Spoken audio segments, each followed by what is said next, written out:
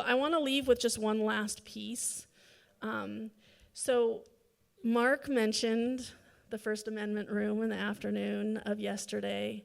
That session was designed for and a space for thinking about advocacy work, grassroots and pilot participants moving into the work of being an advocate for this movement. And it was raucous and some really amazing and wonderful. I wasn't in it. I've heard from lots of people who've come up to me today, and maybe some folks shared a little bit. You've had a chance to have conversations. I want to bring Loren up, who was in that, to share just some highlights of what came out of that, and then share a way that we can continue that important work as we move forward. Come on up, Loren.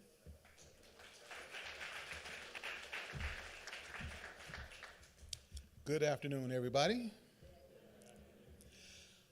My man, can you pull up that website so that it'll be back there? And go down to the bottom. So I was at the epicenter of that seismic event that took place yesterday in the First Amendment room. And it was raw. There was souls were being bared, pains were being shared, and it was an extremely emotional space to be in. It was so emotional that we stayed over our time in that space, and they had to find another place to put the folks who were supposed to come in there after us. But I'm very thankful that they did accommodate, because there was so much messaging that was being shared in that space by these pilot participants, and it wasn't their vulnerability that was impressive to me. The most impressive thing to me was that they closed their sharing with optimism. They were bawling their eyes out. They were cussing and swearing and finishing up with, "But I'm ready to do this work."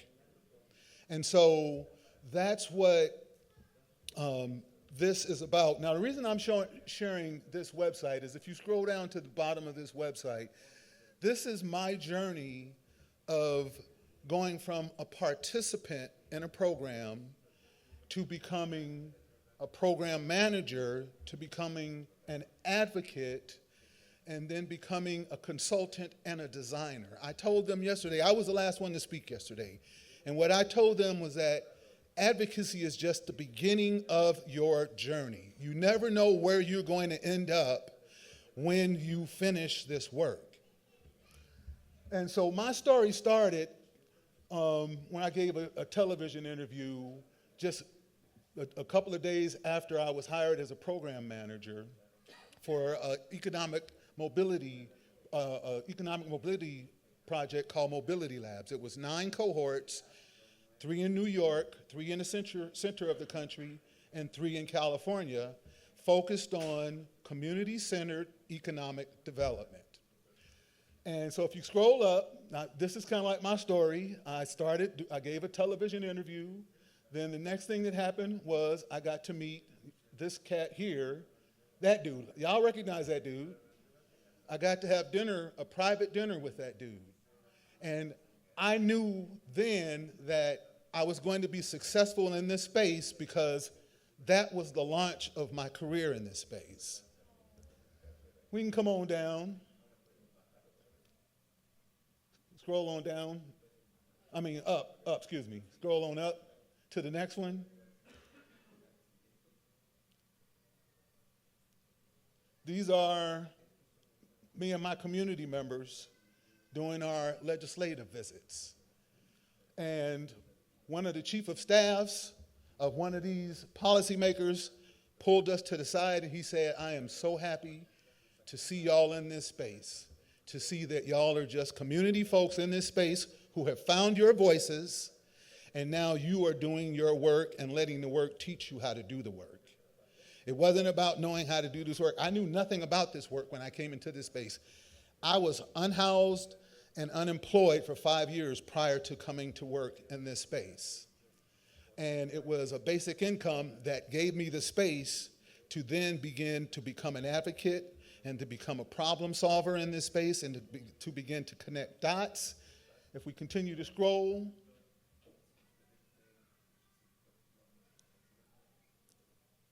here, more advocacy at the state level supporting AB 2263 last year.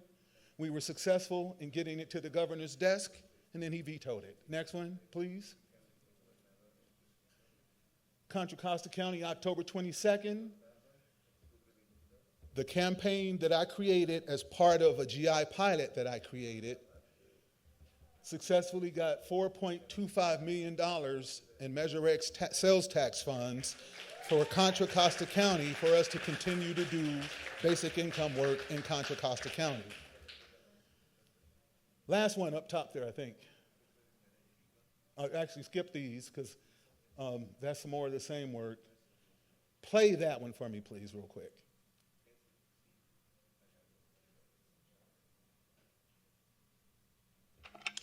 Hello. Thank you, Chair and members of the committee. My name is Loren Dalbert. I'm from Bay Point, California, and I'm a disabled veteran, a senior, and I've been homeless twice due to military trauma. Once when I was young, and again later when I was supposedly should have figured it out. I grew up in California in the 70s and 80s during the golden age of trickle-down economics. Back then, we were told it was going to lift everyone up. Prosperity was supposed to spill over and bless us all. Instead, what we got was a system where the blessing stayed at the top and the rest of us were told to be grateful for occasional drips. Now it's 2025, and I'm watching it rain middle-class folks, people who did everything right, school, careers, families, all trickling down into the working poor, and in some cases, all the way to the streets. It's like the economic escalator broke, and instead of fixing it, we turned it into a slide. I'm here today as a designer and implementer of a community-led guaranteed income pilot called COCO Go Big in Contra Costa County. This was designed by us, for us, not to prove whether guaranteed income works, because we already know it does, but so that I could be here today, not just telling my poverty story. Too often, folks like me get stuck being the voice of struggle. That's fine, but I'm also the voice of strategy, of innovation, and of damn good policy design. I didn't build the pilot so that I could survive. I built it so that I could sit at this table eye to eye with lawmakers and say that there is a better way. AB 661 is a doorway to that better way. It's about learning from people on the ground, not from spreadsheets in a policy lab. It gives us the chance to test what happens when we trust people. So I say, vote yes, because it's one of the few things on the table that recognizes what's really happening out there in the bottom 2 quintiles in our economy. I'll close by sharing that my friends at Economic Security California strongly supports this bill and that residents can get involved at our new website, CaliGoBig.org. Thank you for your time.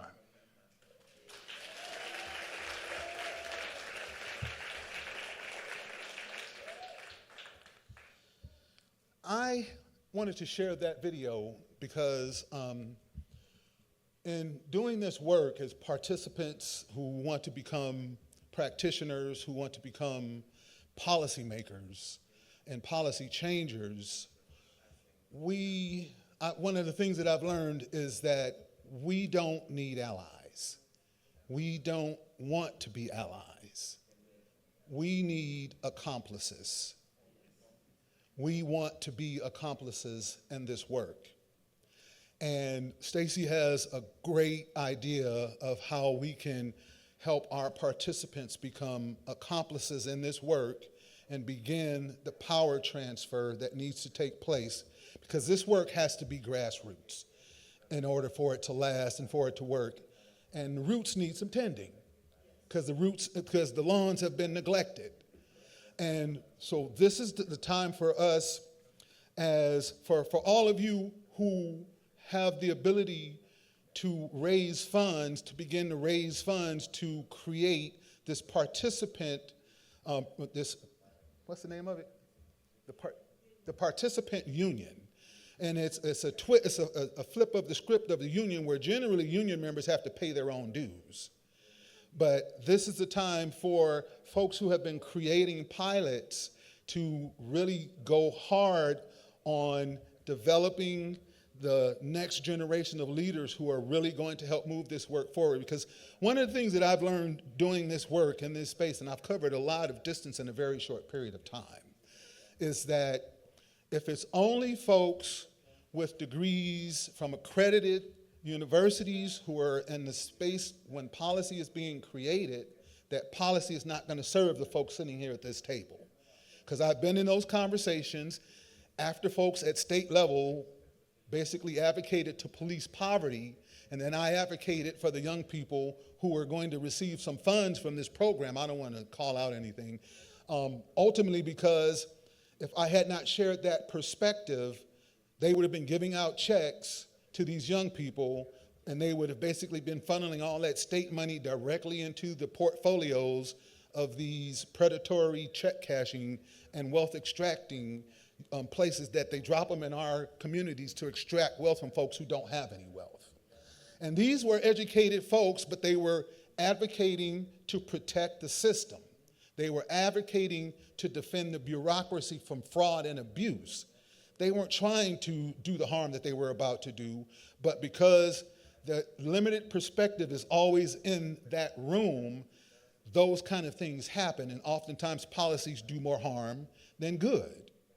And the solution to that was I happened to be in the room that day that they were talking about that, and I advocated for the young people. They took that paragraph out and replaced it with a debit card, and then I got them in contact with the folks who distributed my GI payments so that they can start that conversation as well. So that was just a little background on my journey, and I've been sharing that with our participants. Now, how many of y'all who are participants would like to go on that journey? Raise your hand.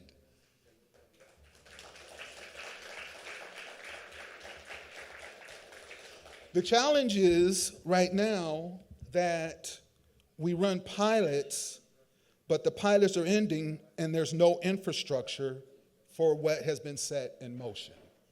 And so that's what has to take place next, is that because there is no political home for the participants to build their long-term power. So we need to create a space that is not a support service, but is an ongoing organizing infrastructure where the participants will co-create that space, and they will define how they are going to do this work going forward. They will continue on their journey as policy advocates and community leaders. They will build cross-pilot participant coalitions. They will develop participant-led campaigns for system and policy change, and they will establish this will establish a permanent base for our living experience in this space.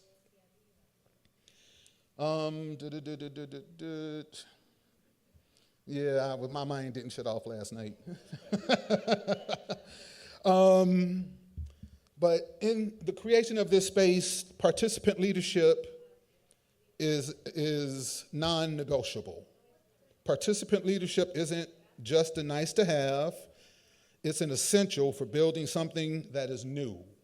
Because we can't be trying to rebuild what's being torn down and what was woefully inadequate for our circumstances. It has to be a holistic building process, human-centered, views from the top, views from the bottom, views from the side, inside, outside. And it's not just about GI policy. This is about any policy that affects us. We need to be ready to be in the room while the policy is being written, because voting is good, providing public comment is good, but being in the room and shaping the policy before it's codified is way better than both of those. We got an opportunity here in the next 3 years and some change, I hope, once we move past this Trump era, to have a national grassroots infrastructure in place to begin to shape these policies at the city, county, state levels. And This will also be a place where we can basically tend the roots, create this information sharing network of pilot participants, advocates, leaders, and future business owners like myself. We have to be intentional about operating. I don't know who here is familiar with the spectrum of community engagement to ownership. Raise your hand if you're familiar with that spectrum. Y'all need to look that up. If you're in this work, look up the spectrum to community engagement to ownership. And there's 5 spectrums, there's 5 columns in this diagram, and the 5th one is defer to.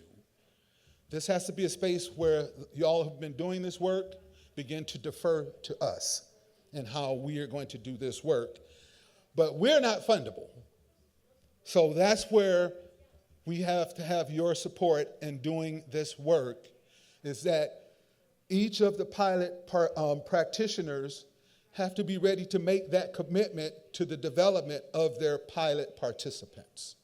And I'm going to let Stacy explain more about that, but I just wanted to share that this is, I think, where we really need to go next in this movement, is the development of the leadership of the pilot participants. Thank you.